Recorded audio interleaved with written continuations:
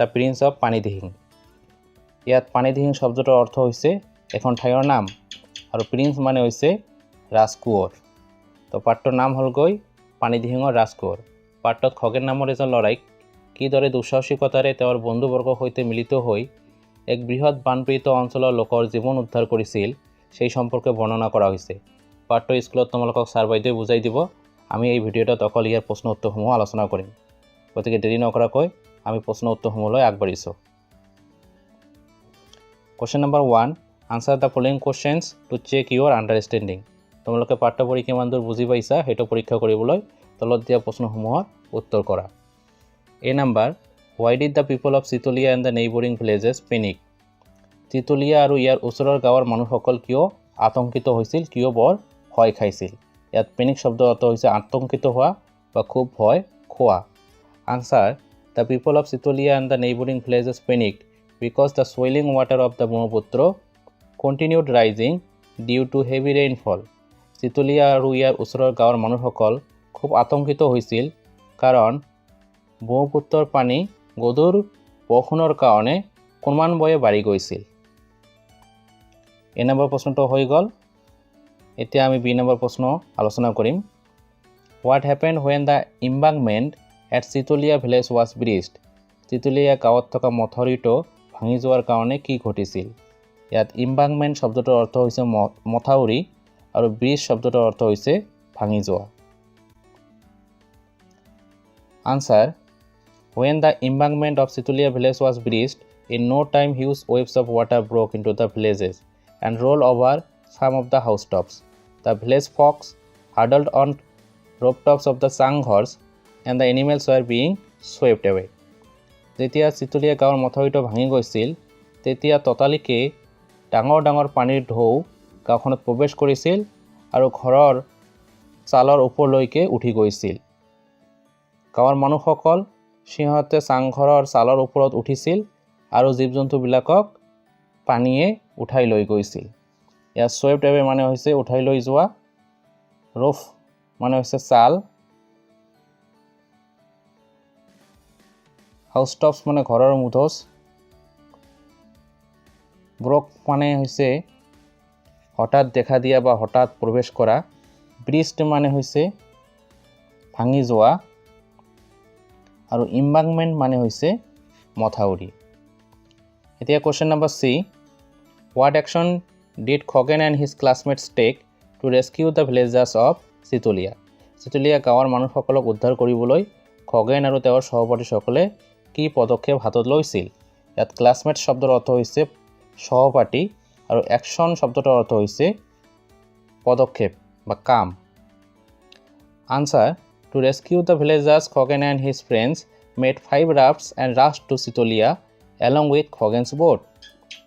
গাঁৱৰ মানুহসকলক উদ্ধাৰ কৰিবলৈ খগেন আৰু তেওঁৰ বন্ধুসকলে 5খন কলৰ ভূৰ বনাইছিল আৰু সিহঁতে খগেনৰ নাওখনৰ সৈতে চিতলীয়া গাঁওখনলৈ খৰখেদাকৈ গৈছিল। ৰেস্কিউ মানে হৈছে উদ্ধাৰ কৰা, ৰাফ্টছ মানে হৈছে কলৰ ভূৰ, ৰাষ্ট মানে হৈছে খৰখেদাকৈ যোৱা। তো খগেনৰ দেউতাকৰ এখন নাও আছিল, সেইখন নাওৰ সৈতে আৰু 5খন সিহঁতে কলৰ ভূৰ বনাইছিল আৰু একেলগে সিহঁতে চিতলীয়া গাঁৱৰ মানুহসকলক উদ্ধাৰ কৰিবলৈ খৰখেদাকৈ গৈছিল। Question number D. How did Khoghen and Dambaru rescue Dr. Hathi Barua and Monibai Deo?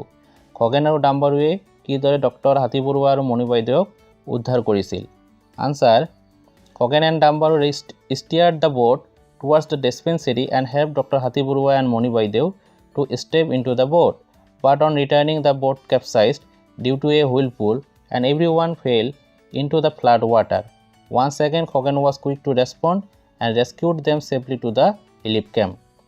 Khagen আৰু ডাম্বাৰুৱে পোনে পোনে নাওখন ডিস্পেন্সাৰীলৈ লৈ গৈছিল আৰু সিহঁতে ডক্টৰ হাতী বৰুৱা আৰু মণি বাইদেউক নাওখনত উঠিবলৈ সহায় কৰিছিল। কিন্তু যেতিয়া উভতি আহি আছিল তেতিয়া নাওখন ওলটি গৈছিল, এটা চাকনৈয়াত পৰি আৰু প্ৰতিজন নাৱত থকা মানুহে বানপানীৰ পানীত পৰি গৈছিল। আকৌ খগেন খুব সোনকালে কি কৰিছিল, ৰেছপন্ড কৰিছিল আৰু সিহঁতক নিৰাপদে ৰিলিফ কেম্পলৈ উদ্ধাৰ কৰি আনিছিল। তো ইয়াত কেপচাইজ শব্দটোৰ অৰ্থ হৈছে ওলটি যোৱা আৰু হুইলফুল শব্দটোৰ অৰ্থ হৈছে চাকনৈয়া।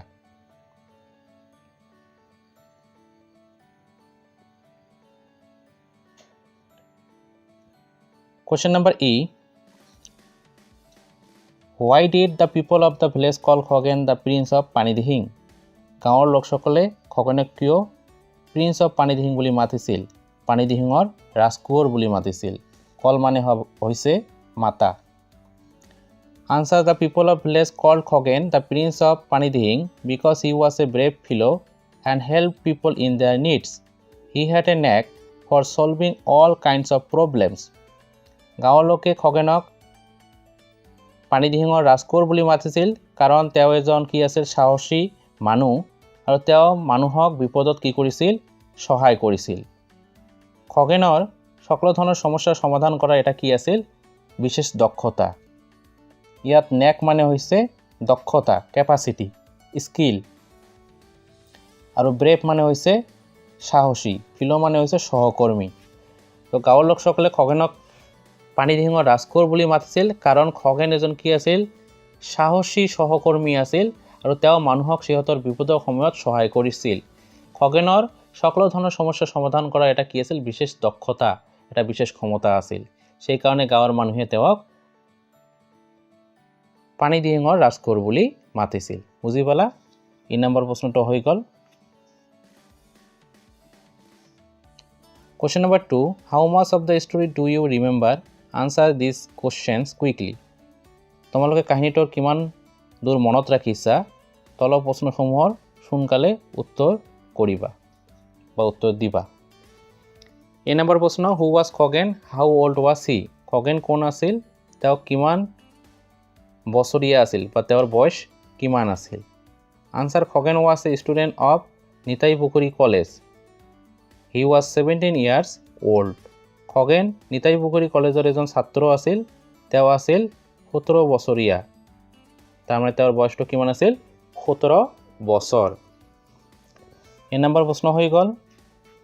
এতিয়া 2 বি নম্বৰ প্ৰশ্ন It rained heavily all week. What was the result? It rained heavily all week. গোটেই সপ্তাহ ধৰি বৰষুণ হৈছিল। ইয়াৰ ৰিজাল্টটো ইয়াৰ ফলাফলটো কি আছে? ৰিজাল্ট মানে হৈছে ফলাফল।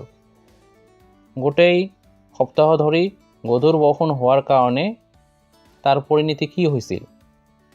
Answer: The result was that the water of the Brahmaputra rose and the embankment at Sitolia village was breached. ইয়াৰ ফল বা ইয়াৰ পৰিণামটো এয়া আছিল যে ব্ৰহ্মপুত্ৰৰ পানী খুব বাঢ়ি গৈছিল আৰু চিতলীয়া গাঁওখনত থকা মথাউৰিটো ভাঙি গৈছিল। এক সপ্তাহ ধৰি বা গোটেই সপ্তাহ ধৰি বৰষুণ হোৱাৰ কাৰণে চিতলীয়া গাঁৱৰ যেটো কি আছিল মথাউৰি আছে সেইটো ভাঙি গৈছিল লগতে ব্ৰহ্মপুত্ৰ নদীৰ পানীও খুব বাঢ়ি গৈছিল। এটোই আছিল কি ৰিজাল্ট। বি নম্বৰ প্ৰশ্ন হৈ গ'ল।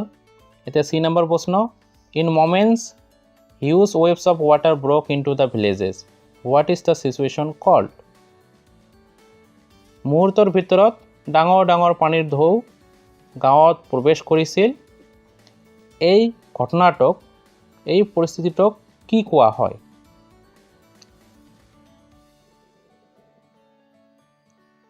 Answer: The situation is called flood havoc. এই পৰিস্থিতিটোক এই ঘটনাটোক কি বুলি কোৱা হয়? ফ্লাড হ্যাভক বুলি কোৱা হয়। বানপানীৰ সমস্যা বুলি কোৱা হয়। ফ্লাড হ্যাভক মানে হৈছে ফ্লাড মানে বানপানী হ্যাভক মানে হৈছে সমস্যা। হ্যাভকৰ আৰু এটা অৰ্থ আছে দুৰ্যোগ বুলি কোৱা হয় হ্যাভক মানে। তো ফ্লাড হ্যাভক মানে হৈছে বানপানীৰ দুৰ্যোগ। Question number D.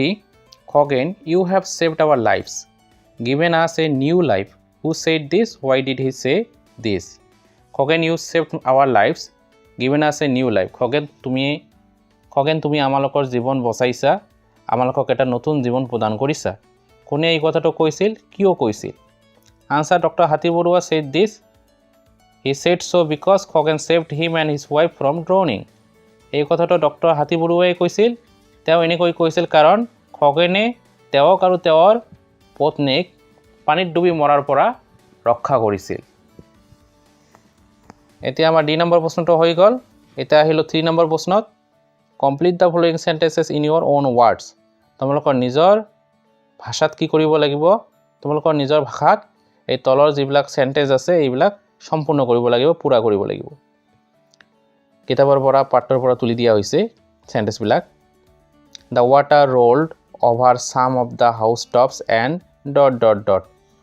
ইয়াত আনসারটো কি হ'ব The water rolled over some of the housetops and the air filled with the cries and the wails of the village folk as well as the mad bellowing of the livestock being swept away ইয়াত খালি ঠাইত উত্তৰ কি হ'ব যে পানী কি কৰিছিল ঘৰৰ ওপৰলৈকে উঠি গৈছিল যেটো কি আছিল চাৰিওপাশৰ অৱস্থা হেতত কি আছিল খুবেই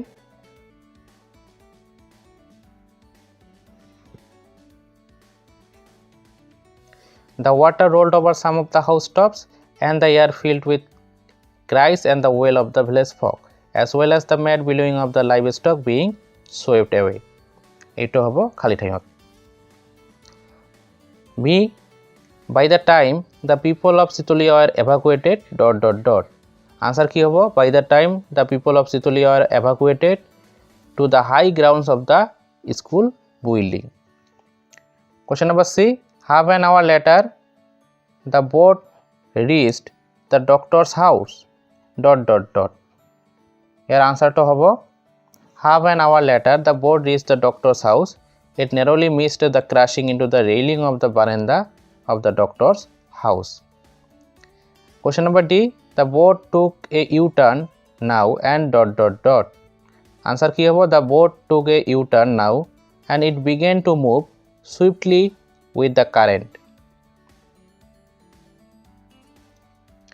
Question number E Dambaru and the two other men somehow managed to catch ... Answer Dambaru and the two other men somehow managed to catch hold of the capsized boat that had almost been swept away. তো আমালোকৰ 3 number প্ৰশ্নটো হৈ গ'ল এতিয়া 4 number প্ৰশ্ন Read the following Use the clues to write a summary of the situation of Pani Dihing to be published in the local newspaper.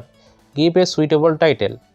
তলত দিয়া বস্তুখিনি পঢ়িব কৈছে এই ক্লুবিলাক ব্যৱহাৰ কৰি এখন নিউজ পেপাৰত এটা সামাৰি দিয়াৰ কাৰণে পানী দিহিঙৰ যেটো কি হৈছিল পৰিস্থিতি আছিল যেটো কি আছিল ঘটনা আছিল হেটো লিখাৰ কাৰণে কি কৈছে ব্যৱহাৰ কৰিব কৈছে আৰু লগতে ইয়াৰ এটা খুব সুন্দৰ টাইটেল দিবলৈ কৈছে তো প্ৰথম পইণ্ট কি দিয়া আছে It rained heavily panic gripped over village the embankment was breached villagers took shelter on house tops villagers from neighboring villages rushed to help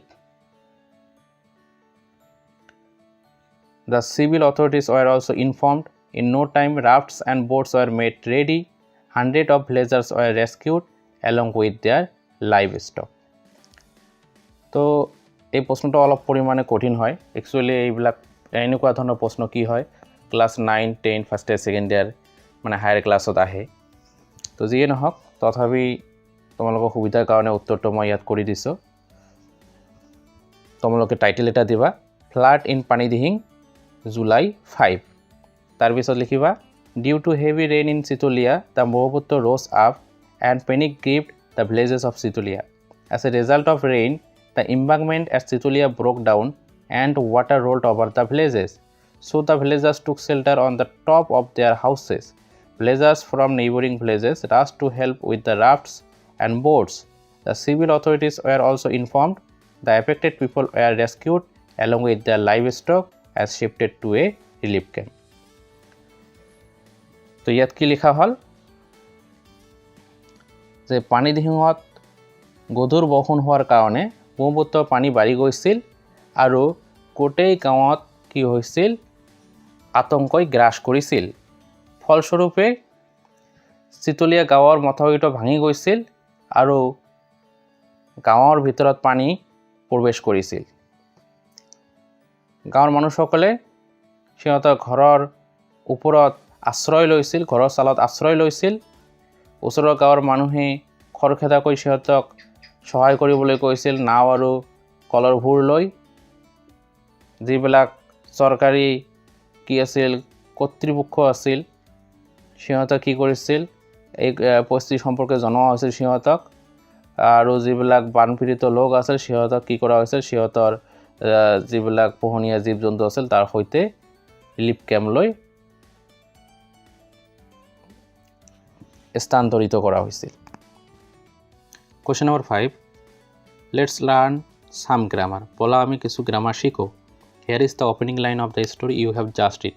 তুমি এইমাত্র পড়া কাহিনীটোৰ পৰা ইয়াত কি দিয়া আছে ওপেনিং লাইনটো দিয়া আছে, মানে প্ৰথম লাইনটো দিয়া আছে। It rained heavily all week.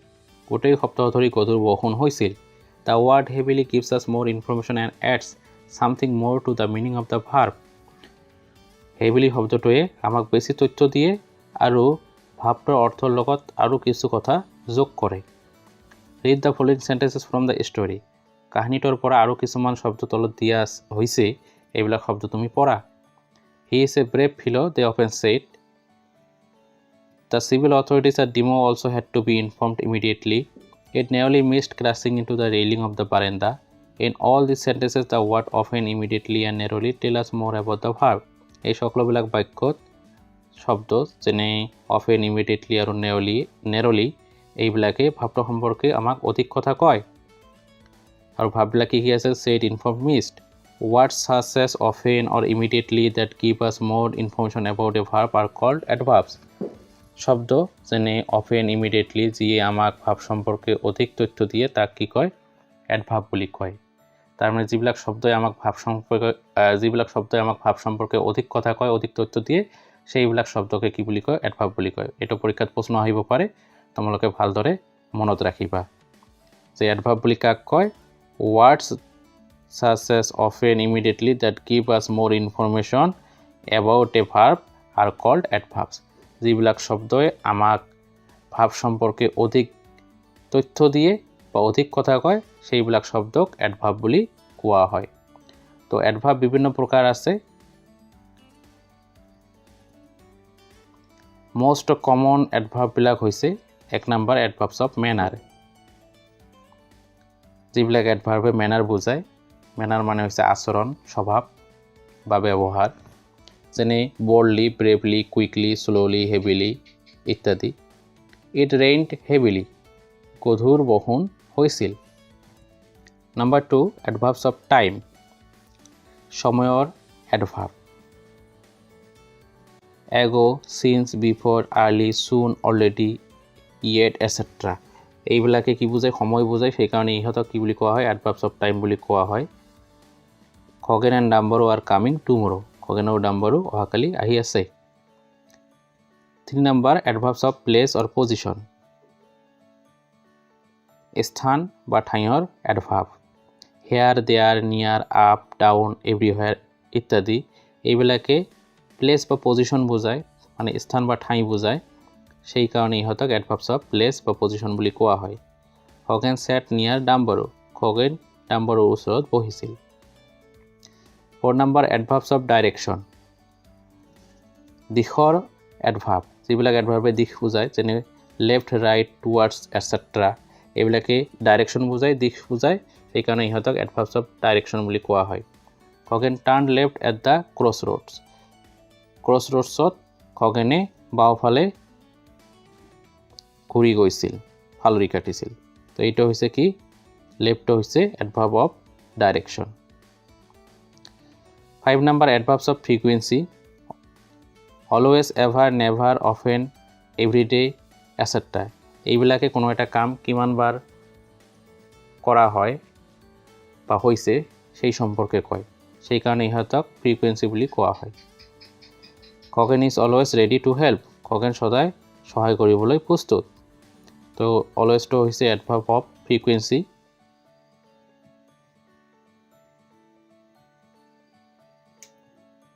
6 number adverbs of degree. Very, to, very much, enough, so much, of course, rather, hardly, extremely, etc.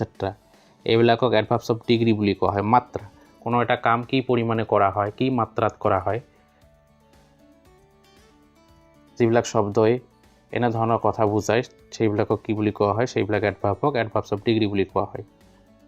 De nearly missed crashing into the railing of the veranda, সিহঁতে কোনোমতে বাৰাণ্ডাত খুন্দা খোৱাৰ পৰা ৰক্ষা পৰিছিল। ইয়াত এই যে নেৰলি শব্দটো হৈছে এডভাৰ্বছ অফ ডিগ্ৰী, কোনোমতে। 7 নম্বৰ ইণ্টাৰোগেটিভ এডভাৰ্বছ, যিবিলাক এডভাৰ্বৰ দ্বাৰা কি কৰা হয়, প্ৰশ্ন কৰা হয়, সেইবিলাকক ইণ্টাৰোগেটিভ এডভাৰ্ব বুলি কোৱা হয়। যেনে when, why, how etcetera. How is she now, তাই এতিয়া কেনে আছে। তো আমি 7 প্ৰকাৰ এডভাৰ্ব পালোঁ, আৰু বহুতো এডভাৰ্ব আছে, ইয়াত অকল 7 প্ৰকাৰ এডভাৰ্ব দিয়া আছে। তোমালোকে এই 7 প্ৰকাৰ এডভাৰ্বৰ সম্পৰ্কে ভালদৰে পঢ়িবা, এইবিলাক পৰীক্ষাত আহিব খাটাং। Now read the lesson again and underline all the adverbs. Also find out the verbs to which they are adding new information. এতিয়া তোমালোকক পাঠটো পঢ়িবলৈ কৈছে, আৰু পাঠত যিমান তোমালোকে এডভাৰ্ব পাবা সেইবিলাকক আণ্ডাৰলাইন কৰিব কৈছে। তো এইটো বেছি ইম্পৰ্টেণ্ট নহয়, আমি আগবাঢ়ি গৈছোঁ। বি নম্বৰ মোৰ প্ৰেক্টিছ উইথ এডভাৰ্বছ, এডভাৰ্বছৰ সৈতে বেছি চৰ্চা। Underline the adverbs in the sentences below' and say what types they are. তলত দিয়া বাক্যবিলাকত থকা এডভাৰ্ববিলাক আণ্ডাৰলাইন কৰিবা আৰু সিহঁত কি ধৰণৰ এডভাৰ্ব ক'বা। 1 নম্বৰ খগেন কুইকলি গ্ৰাস্পড দ্য চিচুৱেশ্যন। ইয়াত কুইকলি হৈছে এটা এডভাৰ্ব, কুইকলিয়ে কোনো এটা কাম সোনকালে কৰা বুজাইছে, সেইকাৰণে এইটো হ'ব adverb of manner. 2 number he will stay here, হিয়াৰে ঠাই বুজাইছে, সেইকাৰণে এইটো হ'ব adverb of place or position. 3 number the civil authorities at Demo had to be informed immediately. Immediately মানে কোনো এটা কাম তৎক্ষণাৎ কৰা বুজাইছে, সেই কাৰণে এইটো হ'ব এডভাৰ্ব অফ মেনাৰ।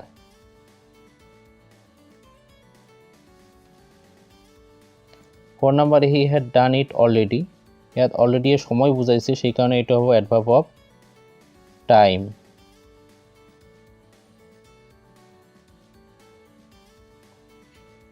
তাৰপিছত 5 number he is strong enough to steer the raft.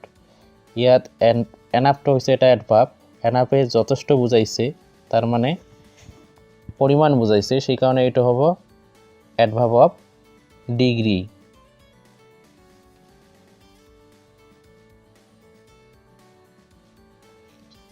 6 number since when has the doctor been ষ্ট্ৰেণ্ডেড।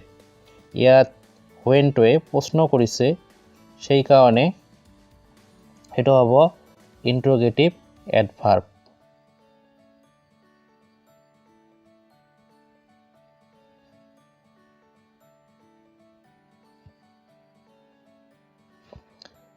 Seven number Moni Baidao is too afraid to board the boat. ইয়াত টু এইটোৱে কি বুজাইছে, মাত্ৰা বুজাইছে, পৰিমাণ বুজাইছে, সেইকাৰণে এইটো হ'ব এডভাৰ্ব অফ ডিগ্ৰী। বুজিব পাৰিলা? তোমালোকে ভালদৰে লিখি ল'বা, এইবিলাক পৰীক্ষাত আহিব পাৰে।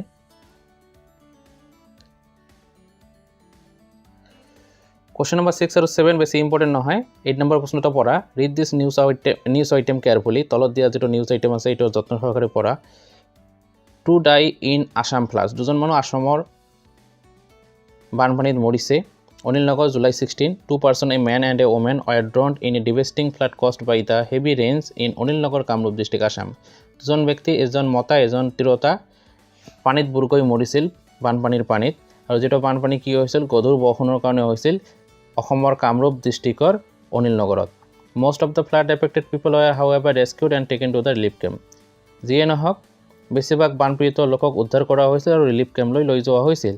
The district administration sought the help of paramilitary forces in the rescue operation. উদ্ধাৰ কাৰ্যত জিলাৰ প্ৰশাসন বিভাগে paramilitary ফ'ৰ্চৰ কি সাহায্য বিচাৰিছিল। Many NGOs also offered their help in the operation. বহুতো অচৰকাৰী অনুষ্ঠানেও সিহঁতৰ কামত কি কৰিছিল, সহায় কৰিছিল। তো এইটো হৈছে এটা কি news item report.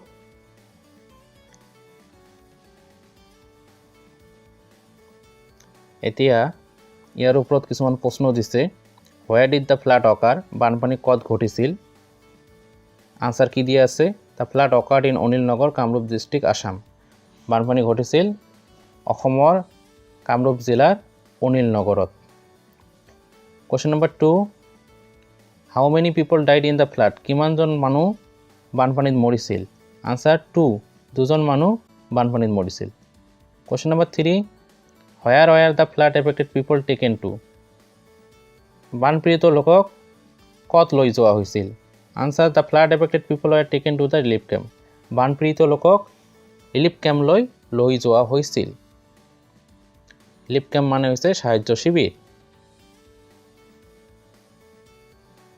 Question number 4 who help the flood affected people কোনে বানপীড়িত লোকক সহায় কৰিছিল answer paramilitary forces help the flood affected people paramilitary ফৰ্চেছে কি কৰিছিল বানপীড়িত লোকক সহায় কৰিছিল 3 নম্বৰ প্ৰশ্ন imagine you are Khagen working with your partner write a newspaper report on the floods and how they affected the lives of the people in your village and the neighboring places নিজকে খগেন বুলি কল্পনা কৰা তুমি তোমাৰ পাৰ্টনাৰৰ সৈতে কাম কৰি আলোচনা কৰি বানপানীৰ ওপৰত এখন ৰিপৰ্ট লিখিবা আৰু বানপানীয়ে কিদৰে তোমাৰ গাঁৱৰ আৰু গাঁৱৰ ওচৰৰ মানুহসকলৰ জীৱন প্ৰভাৱিত কৰিছিল সেই সম্পৰ্কেও বৰ্ণনা কৰিবা ৰিপৰ্টত Your report should include the following তোমাৰ ৰিপৰ্টত তলত দিয়া পইণ্ট কেইটা থাকিব লাগিব কি থাকিব লাগিব 1 number the headline 2 number the deadline headline থাকিব লাগিব এটা ডেডলাইন থাকিব লাগিব তাৰিখ থাকিব লাগিব where and how the floods occur ক'ত আৰু কেনেকৈ বানপানী ঘটিছিল সেইটো থাকিব লাগিব damages cause to life and property সম্পত্তি আৰু জীৱনৰ কিমান ক্ষতি হৈছে সেইটো লিখিব লাগিব how the people of the villages responded to the crisis গাঁৱৰ মানুহে কিদৰে প্ৰতিক্ৰিয়া দেখুৱাইছিল সেই সম্পৰ্কে লিখিব লাগিব 6 নম্বৰ হাউ ৰেস্কিউ অপাৰেশ্যন আৰ কেড আউট কিদৰে উদ্ধাৰ কাৰ্য সংঘটিত কৰা হৈছে সেই সম্পৰ্কে লিখিব লাগিব 7 number where relief camps are set up ক'ত সাহায্য শিবিৰ স্থাপন কৰা হৈছিল সেইটো লিখিব লাগিব how many people are shifted to the relief camps কিমান মানুহক সেই ৰিলিফ কেম্পলৈ স্থানান্তৰিত কৰা হৈছিল লিখিব লাগিব what steps the government took to provide relief and rehabilitation to the people use information given in the lesson to complete your report আৰু চৰকাৰে কি পদক্ষেপ হাতত লৈছিল সিহঁতক সহায় কৰিবলৈ সেই সম্পৰ্কে লিখিব লাগিব লগতে পাঠৰ পৰা তোমালোকে কি কৰিব পাৰা তথ্য সংগ্ৰহ কৰি বা তথ্য গোটাই লৈ তোমালোকৰ ৰিপৰ্টটো সম্পূৰ্ণ কৰিব পাৰা তো এইটো প্ৰশ্ন হায়াৰ ক্লাছত আহিব তোমালোকৰ ক্লাছত নাহে তোমালোকৰ পৰীক্ষাত নাহে গতিকে চিন্তা কৰাৰ কোনো দৰকাৰ নাই তথাপি তোমালোকে এটা থুলমূলীয়াৰ আভাস লৈ ৰাখিবা যেনেকুৱা আমি ইয়াৰ এটা টাইটেল দিছোঁ ফ্লাড ইন পানীদিহিং ডেডলাইন দিছোঁ Panidihing July 5 Due to heavy rain in Sitolia, the Brahmaputra rose up and panic gripped the villages of Sitolia. As a result of rain, the embankment at Sitolia broke down and water rolled over the villages. So the villagers took shelter on the top of their houses. Villagers from neighboring villages rushed to help with rafts and boats. The civil authorities were also informed. The affected people were rescued along with their livestock and shifted to a relief camp. The civil authority opened a relief camp at the nearest high school. Nearly 1,500 people were shifted to the relief camp. Damage to property was huge. The government provided relief material and declared rupees 15,000 excretion to each flood affected people. তো আমি ইয়াতে এটা তাৰিখ দিছোঁ July 5 due to heavy rain in চিতলিয়াত খুব গধুৰ বৰষুণ হোৱাৰ কাৰণে the Brahmaputra rose up Brahmaputra পানী বাঢ়ি গৈছিল and panic grip the villages of Chitalia আৰু চিতলিয়াৰ গাঁওবিলাকত কি হৈছিল আতংকই গ্ৰাস কৰিছিল as a result of rain বৰষুণৰ ফলস্বৰূপে the embankment at Chitalia broke down চিতলিয়াত থকা মথাউৰিটো ভাঙি গৈছিল and water rolled over the villages আৰু পানী বাগৰি সিহঁতৰ গাঁৱত প্ৰৱেশ কৰিছিল চ' the villages took shelter on the top of their houses গতিকে গাঁৱৰ মানুহসকলে সিহঁতৰ ঘৰৰ চালত ঘৰৰ ওপৰত কি কৰিছিল আশ্ৰয় লৈছিল villages from neighbouring villages rush to help with rafts and boats নাও কলৰ ভূৰ লৈ ওচৰৰ গাঁৱৰ মানুহসকলে সিহঁতক সাহায্য কৰিবলৈ খৰখেদা কৰি কৈছিল। The civil authorities R also' ইনফৰ্মড, চৰকাৰী কৰ্তৃপক্ষকো কি কৰা হৈছিল, ঘটনা সম্পৰ্কে অৱগত কৰোৱা হৈছিল। The affected people are rescued along with the live stocks and shifted to a relief camp.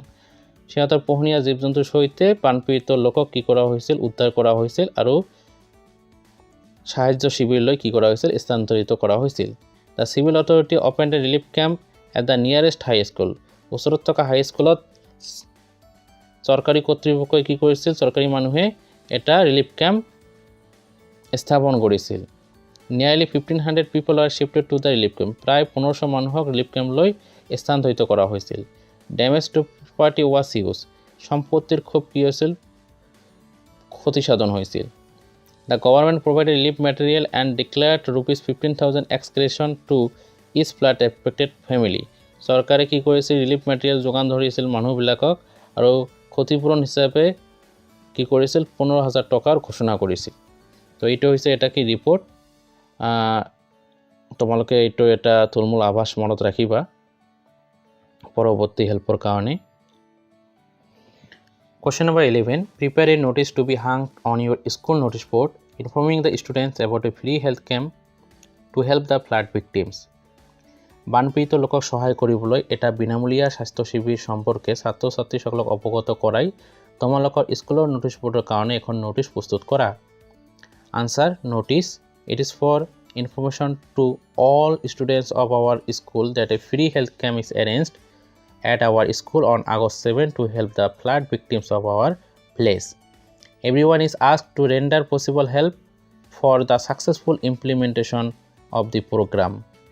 General Secretary, Students Union, তলত তোমালোকৰ স্কুলৰ নামটো লিখিবা। তো ইয়াৰ মিনিংটো কি হ'ল, it is for information to all students of our school.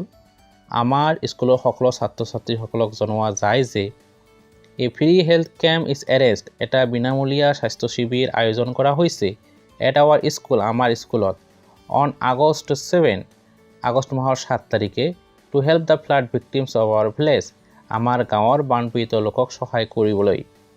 Everyone is asked to render possible help, প্ৰতিজন মানুহক সম্ভাৱ্য সাহায্য আগবঢ়াবলৈ অনুৰোধ জনোৱা হয়। For the successful implementation of the programme, কাৰ্যসূচীটো সফলভাৱে ৰূপায়ণ হ'বলৈ। জেনেৰেল ছেক্ৰেটাৰী, ষ্টুডেণ্ট ইউনিয়ন, নিজৰ নিজৰ স্কুলৰ নাম। এইদৰে কি কৰা হয়, নোটিছ লিখা হয়। নোটিছ খুবেই ইম্পৰ্টেণ্ট, তোমালোকৰ পৰীক্ষাত আহিব পাৰে, তোমালোকে এইটো লিখি ল'বা। আৰু বিভিন্ন টপিকছৰ ওপৰত যদি নোটিছৰ তোমালোকৰ কি হয় দৰকাৰ হয়, তেনেহ'লে তোমালোকে কমেণ্টত জনাবা। মই সেইবিলাক টপিকছৰ ওপৰত নোটিছ লিখি কি কৰিম, এটা ভিডিঅ' বনাই দিম।